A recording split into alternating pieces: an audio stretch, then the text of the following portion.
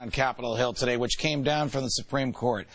Gun owners and activists are celebrating a historic victory in the right to keep and bear arms. A 5-4 decision of the Supreme Court, which overturned a Chicago handgun ban and extended Second Amendment rights to all 50 states and all the cities and towns in them.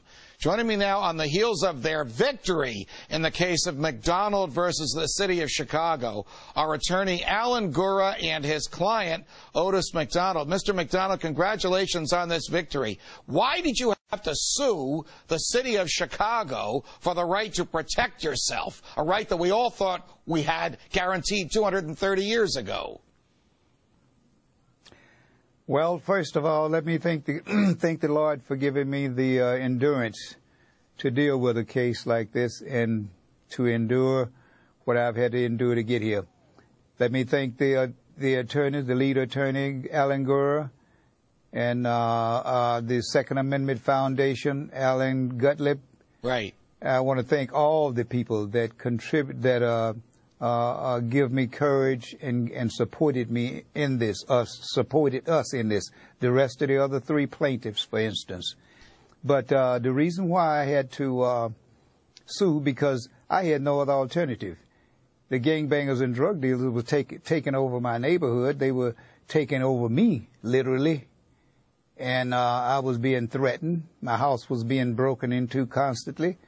Even though I have all kinds of security systems tied into the police station and motion detector lights all over the place. Right. I was still at the mercy of them. All right, Alan Gura, just historically now, why has it taken 230 years for the Supreme Court to say that the Second Amendment finally means what it says? It's an individual personal right, and no government, federal, state, or local, can significantly interfere with it? Well, for much of our history, we have not had too much gun regulation. Everybody understood that the Second Amendment meant that people had the right to keep and bear arms, and states and localities did not often interfere with this right. Of course, in recent years, in recent decades, different officials thought that they could experiment with our basic rights, right, and that necessitated litigation, and I'm very happy that we've prevailed. So the city of Chicago, which lets a neighborhood in which your client, Mr. McDonald, live, go to seed, and can't stop the crack dealers and the drug gangs from terrifying and intimidating him, finds its way to stop him from defending himself. Was this a popular move in Chicago when all handguns were banned and then only the criminals had guns? Well, it was popular among the criminal element, and it was popular among politicians who could say that they were doing something and point to some law that they enacted. But, of course, only law-abiding people choose to obey the law, and the criminals were not impacted by this. There's one thing that we know for certain. These laws fail. We've had over 30 years' experience with the Washington, D.C. handgun ban.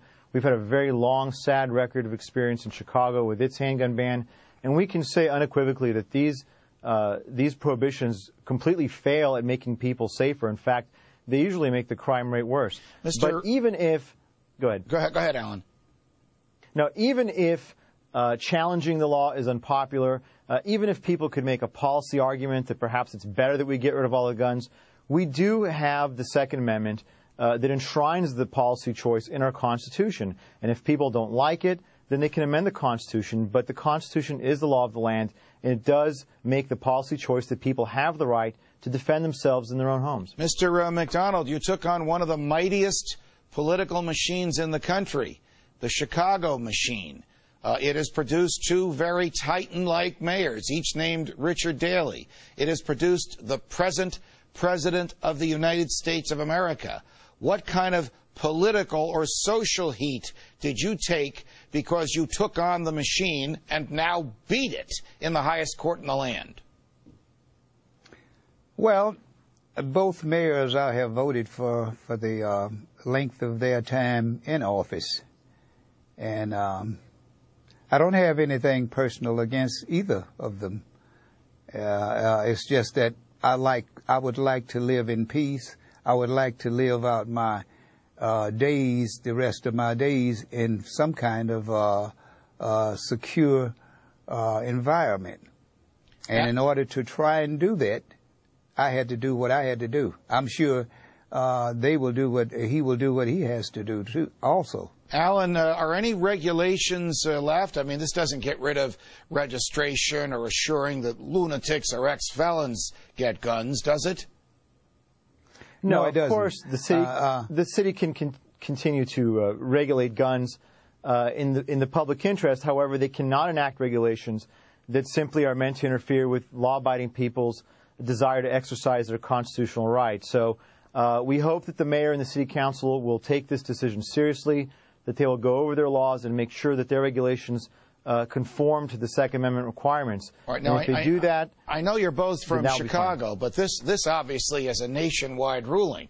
This probably affects, you know this better than I do, Alan, hundreds of local ordinances and state laws throughout the country, because those political bodies thought that they were not subject to the Second Amendment. So a lot of re-regulation is going to happen now. A lot of laws that were on the books are going to have to go from Maine to California.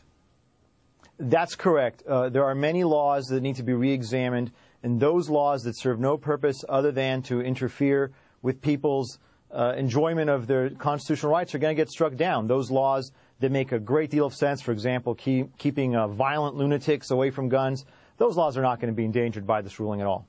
Mr. McDonald, you're a hero to people who believe in the right to defend themselves. Thank you for all you did. Alan Gura, thanks very much for joining us.